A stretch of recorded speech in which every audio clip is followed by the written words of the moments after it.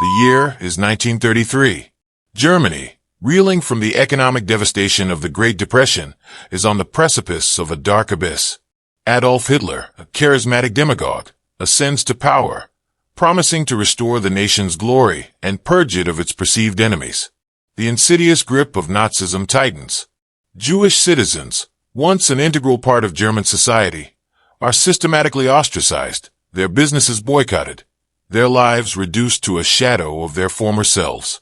Concentration camps, symbols of terror and oppression, begin to rise across the land. Amongst this rising tide of hatred, Georg Schallermair, a seemingly ordinary man, answers the call of the Führer.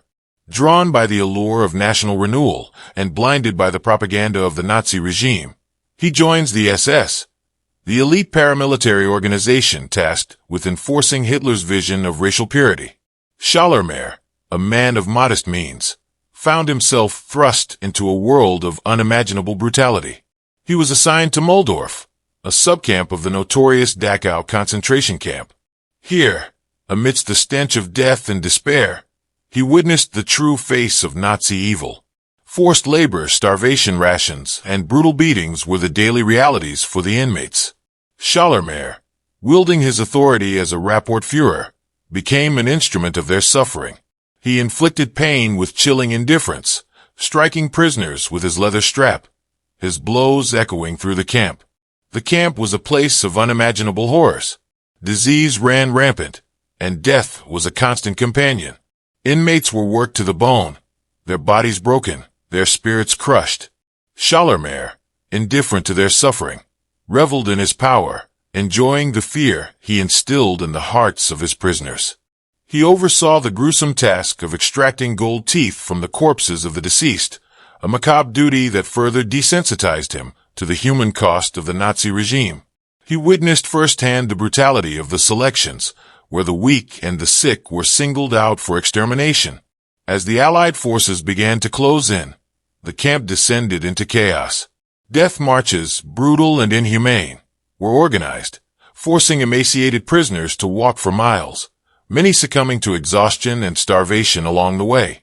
Schallermair, ever the loyal Nazi, participated in these atrocities, his conscience seemingly numbed by years of violence and brutality.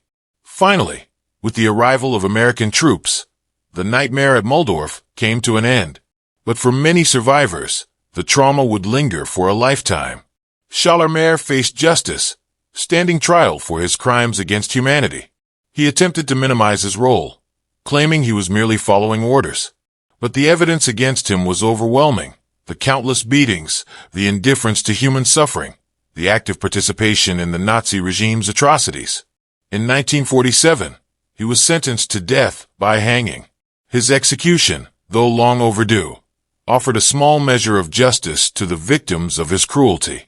The story of Georg Schallermair is a chilling reminder of the dangers of unchecked power and the devastating consequences of blind obedience.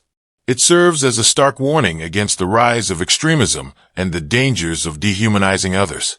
Let us remember the victims of the Holocaust and strive to create a world where such horrors can never happen again.